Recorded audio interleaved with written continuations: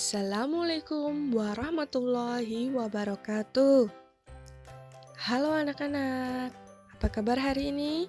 Semoga kalian semua dalam keadaan sehat dan tetap semangat belajar. Pada video kali ini kita akan belajar tema 2, persatuan dalam perbedaan, subtema 2, bekerja sama mencapai tujuan, dan pembelajaran ke-1.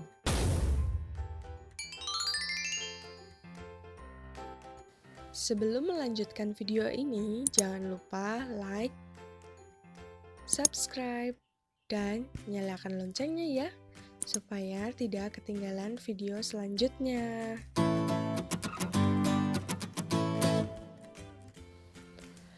Bangsa Indonesia sudah menyatakan proklamasi kemerdekaannya pada tanggal 17 Agustus 1945. Berdasarkan hal tersebut, seharusnya Indonesia sudah merdeka dan terbebas dari segala bentuk penindasan serta penjajahan yang ada.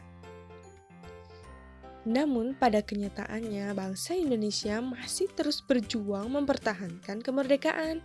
Kenapa hal tersebut bisa terjadi? Mari kita simak video selanjutnya ya.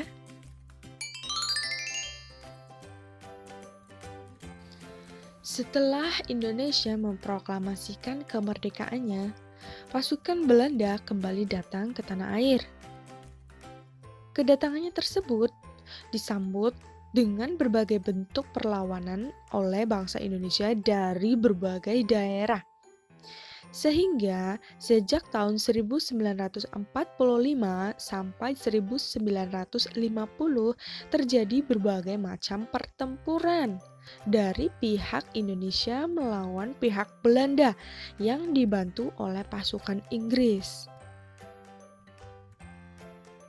Lalu bagaimana perjuangan bangsa Indonesia dalam mempertahankan kemerdekaan di berbagai daerah? Ya, marilah kita simak salah satu perlawanan bangsa Indonesia terhadap Belanda, yaitu Pertempuran Surabaya. Pada tanggal 27 sampai 30 Oktober 1945, terjadi kontak senjata antara para pemuda Indonesia dengan pasukan Inggris. Dalam pertempuran tersebut, pasukan Inggris dapat dipukul mundur. Bahkan, puncak dari pertempuran tersebut adalah terbunuhnya pemimpin pasukan Inggris, yaitu Brigadir Jenderal Malabi. Dengan terbunuhnya pemimpin pasukan Inggris, maka pada tanggal 9 November 1945, Inggris mengeluarkan ultimatum yang berisi semua pimpinan dan orang Indonesia yang bersenjata harus melapor dan meletakkan senjatanya di tempat yang ditentukan dan menyerahkan diri dengan mengangkat tangan. Namun, ultimatum tersebut ditolak oleh pihak Indonesia. Pada tanggal 10 November 1945, terjadilah pertempuran yang sangat dahsyat. Pasukan Inggris menggempur Surabaya dari darat, laut, dan udara. Di bawah pimpinan Gubernur Suryo dan Sutomo atau Bung Tomo, rakyat Surabaya tidak mau menyerahkan sejengkal tanah pun kepada tentara sekutu. Dalam pertempuran yang berlangsung sampai awal Desember itu, gugur beribu-ribu pejuang Indonesia. Sehingga peristiwa tanggal 10 November itu diperingati sebagai Hari Pahlawan.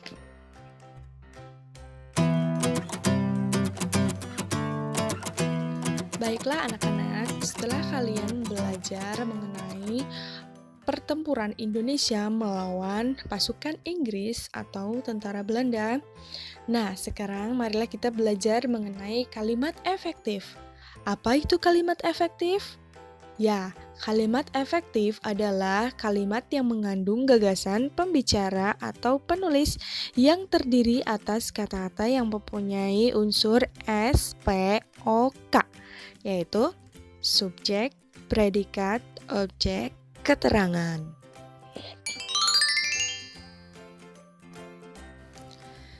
Kemudian ciri-ciri kalimat efektif. Yang pertama, memiliki unsur penting atau pokok. Minimal ada 2 unsur, yaitu subjek dan predikat. Yang kedua, menggunakan struktur bahasa yang tepat. 3, memenuhi kaidah ejaan yang berlaku. Dan keempat, menggunakan pilihan kata atau diksi yang tepat dan sesuai kebutuhan. Contoh, Andi membaca buku di perpustakaan. Andi merupakan subjek, membaca merupakan predikat, buku merupakan objek, di perpustakaan merupakan keterangan. Nah, anak-anak, setelah kalian belajar mengenai ciri-ciri kalimat efektif, ya sudah paham ya? Oke, sekarang kita akan belajar tentang ciri-ciri hewan dan habitatnya. Berdasarkan habitatnya, pengelompokan hewan itu ada 3 ya. Yang pertama, hewan yang dapat hidup di air. Yang kedua, hewan yang dapat hidup di darat.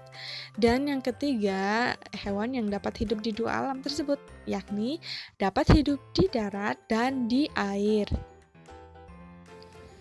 Nah, hewan yang hidup di darat itu banyak ya. Salah satu contohnya yaitu bebek.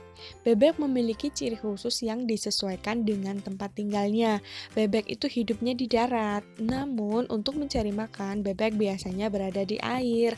Namun, hanya di permukaan saja ya, tidak masuk nyemplung ke dalam air dan berendam terlalu lama. Tidak, karena si bebek itu memang habitatnya itu di darat, cuma mencari makan saja yang di air begitu. Kemudian ciri khusus yang dimiliki bebek untuk mencari makan berupa paruh yang agak panjang dan lebar pada bagian ujungnya.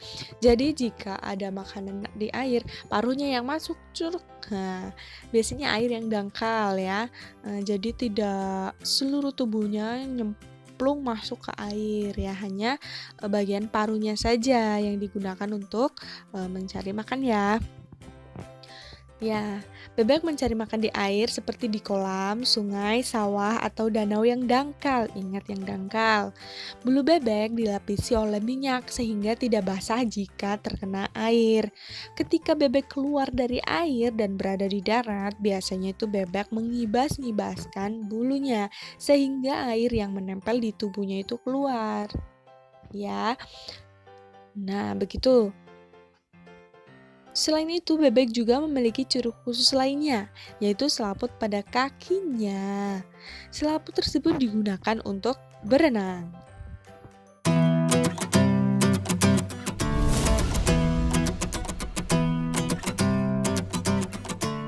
Nah, baik anak-anak, sekarang kalian buka buku tugasnya ya, dan berikan contoh hewan yang hidup di air, kemudian sebutkan ciri-cirinya. Yang kedua, berikan contoh hewan yang dapat hidup di 2 alam, yakni di darat dan di air, ya. Bisa hidup di 2 tempat tersebut. Kemudian sebutkan ciri-cirinya. Baik anak-anak, itulah tadi penjelasan dari Bu Guru tentang video kali ini. Semoga kalian dapat memahaminya ya, dan semoga bisa bermanfaat untuk kalian semua. Terima kasih, cukup sekian dari Bu Guru. Tetap semangat belajar dan wassalamualaikum warahmatullahi wabarakatuh.